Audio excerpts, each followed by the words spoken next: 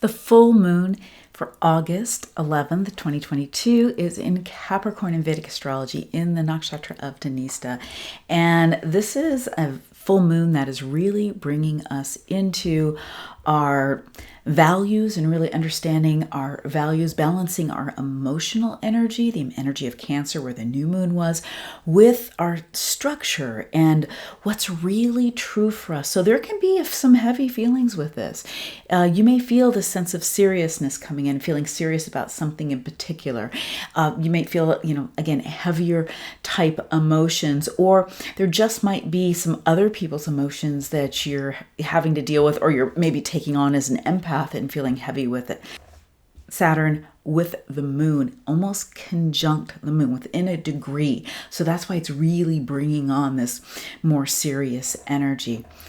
Hi, I'm Prema Gurreri, Vedic Astrologer and Business Oracle, and welcome to Chart Your Path. I'm so glad you're here. Appreciate you liking, subscribing if you haven't subscribed, and hitting that bell, and also sharing this wherever you feel it would be of service. If you haven't already taken the Sacred Wealth Code Oracle quiz, then that link is down below, and you can find out one of your Sacred Wealth Code archetypes, and you can find out all the gifts and the shadow that's involved with that, and there's other great resources down below, and also the links to all of my readings and programs. With this full moon that is happening again in Dhanishta nakshatra, Dhanishta is the star of wealth. It is a very earthy placement. It is Capricorn, and Capricorn is all about the great organizer in the Sacred Wealth Code archetype system, also the great administrator, and this is where the 8 Vastus of energy and light represent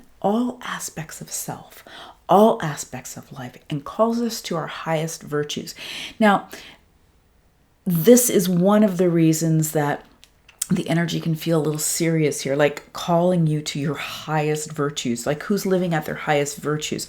That is definitely an intention of mine. I don't hit it all the time, and I think it's a lifelong process. This energy is great for abundance and on the material plane, and especially where the house that this represents in your chart. Lord Shiva is the Lord here. And one of the beautiful things about Lord Shiva is always driving us again to the truth within.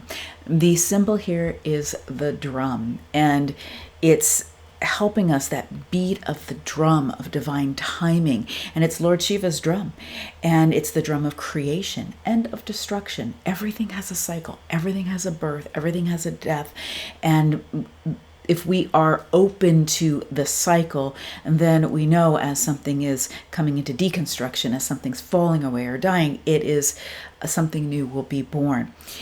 A vibrational healing here, and that marking of time with that symbol of the drum, and being able to trust in divine timing. We all have our timing on this 3D plane that we want, that we're pushing, and our soul and our soul blueprint is encoded with a different timing a lot of the time.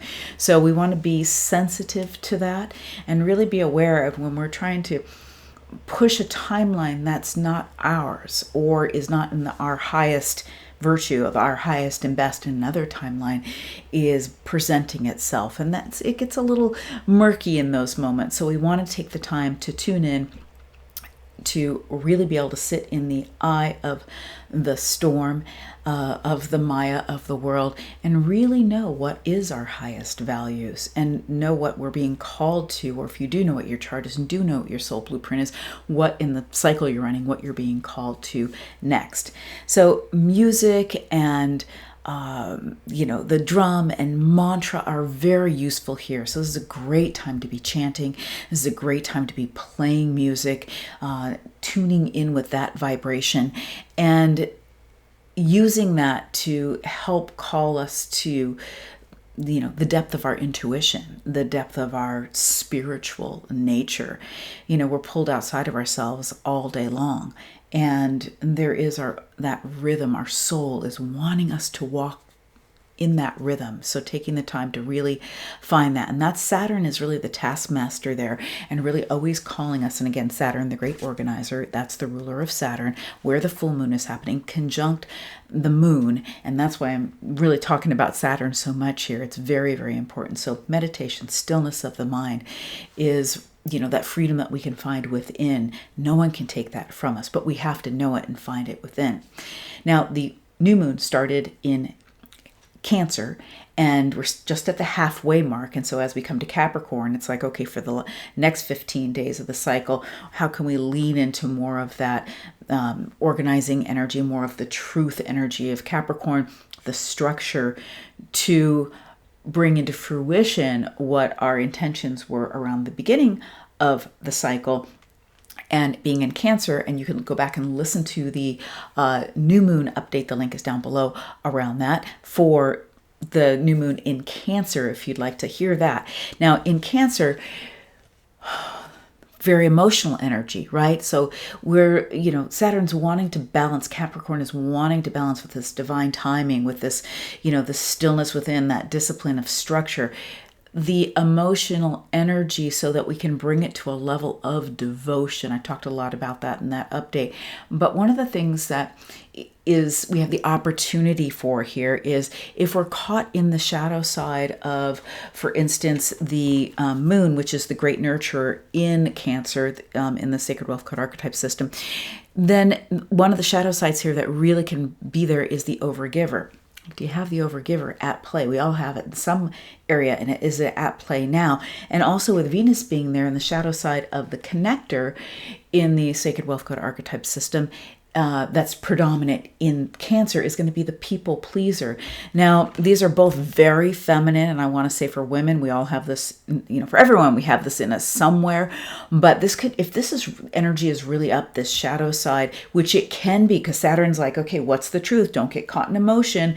What are you looking for as far as the overgiver and the people pleaser? Well, usually you're looking for love in all the wrong places, and that comes from the encoding that you got, maybe a soul challenge coming in, but usually trauma, things that have happened, the way the behaviors you learned, the programming you had to take on in order to get your needs met as a young one. But I guarantee you, if you're overgiving, you end up turning into a martyr at some point.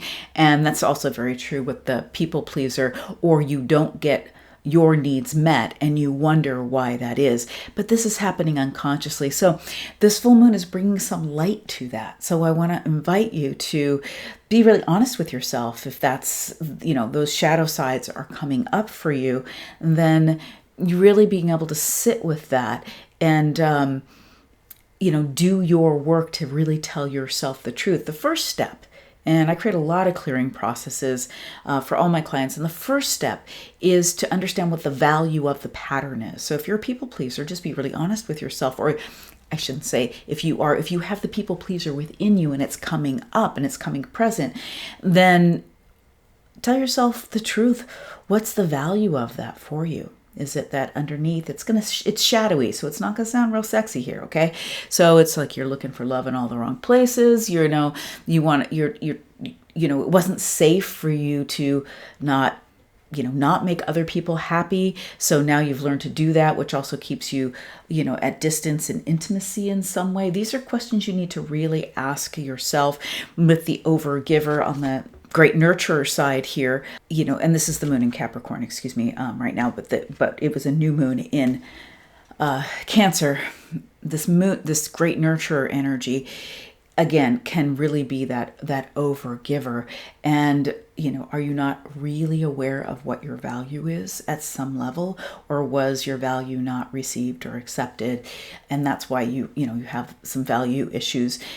Then you really are going to want to embrace that, tell yourself the truth of that. And in fact, I also have a video around owning your value, and the link will be below down for that as well. So really powerful full moon. It is a super moon, so it's close to the earth. Very, very big moon, and it's showing a lot of light. So let's shine that light on into the corners of our soul and psyche, and let's heal what needs to be healed.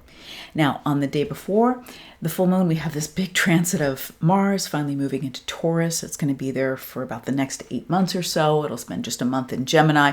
I talk about this in the August update. Again, the link below is for that as well. I will make another video about this because this is a big transit and there's some things we need to unpack. But what I want to remind you of is that Mars has been, this is Mars in the form of the engineer. Mars in Taurus, in Earth, is going to want to build something. It's going to want to build something that lasts. But it's going to take a little while. It moves slower in Taurus. And Mars has been the honorable warrior and really tied up with the magician, Rahu, as it's been in Aries with Uranus for, the last 6 weeks or so. So it's a very big energy shift and it's going to slow things down, but it also is going to make you feel like, okay, now I can finally get something done, because the honorable warrior and the magician, Mars and Rahu playing together, Rahu has a way of complicating things and pulling our energy in a lot of different directions and not necessarily allowing us to move forward, but it feels like we should have got somewhere because we've gone in circles. So I want to invite you to wait until the middle of the month when the sun moves into Leo, and that's where we'll have the next new moon in the sign of Leo. That's the great king and leader on Leo. And that's when it's going to get to about 3 to 4 degrees of Taurus. Wait till then before you really initiate anything. And really after the retrograde that starts on the 30th of October is when we'll start to feel more things come into fruition with Mars in Taurus. But let's remember, Taurus really wants harmony and our values, and it's a place of wealth. It's a place of stability, sustainability, and security on many levels. It's an earth sign. It's Arta. It wants to acquire. It likes pleasure, comfort, creativity. It's a place of our values and of wealth, and it wants to build things. Mars there needs to build things that last. That's not a flash in the pan, and that takes a little while for that to happen. I'll go into all of this more deeply, but it's a very masculine energy in a very feminine sign. So it's really going to have to pay attention to flow and pay attention to the energy, the creativity, in order to be the direction order and have the direction and the productivity that Mars has. So it's going to be this fine dance between the masculine, feminine, like the neck, as they say in my Greek wedding, the neck that turns the head, the neck being more of the feminine, the head being more Mars being the masculine. So it'll be a very interesting time around integrating our masculine and feminine, which does not mean coming to a neutral place. It means really understanding and being able to stand in our feminine, really understanding and being able to stand in our more directional masculine, and when and how these energies within us and collectively can work as a whole. So it'll be really interesting to see what comes forward during this time. We'll be talking a lot more about this. So I thank you so much for being here. Please subscribe. Please leave me a comment. Know what's coming up for you. What are you feeling around this full moon, as far as the emotions or anything I mentioned about the people pleaser, or about the balancing the energy of the overgiver? How are you? What are you feeling? What do you want to create? What's Mars like? Wants to get going with any of that? I'd love to hear your comments. I answer all of them. If you're wanting to have a deeper dive with me, a reading, or step into one of my programs, all the links are down below. And I really appreciate you liking this, subscribing, and sharing this if it's really meant something to you and you think it'll mean something to someone else. All right. So much love to you.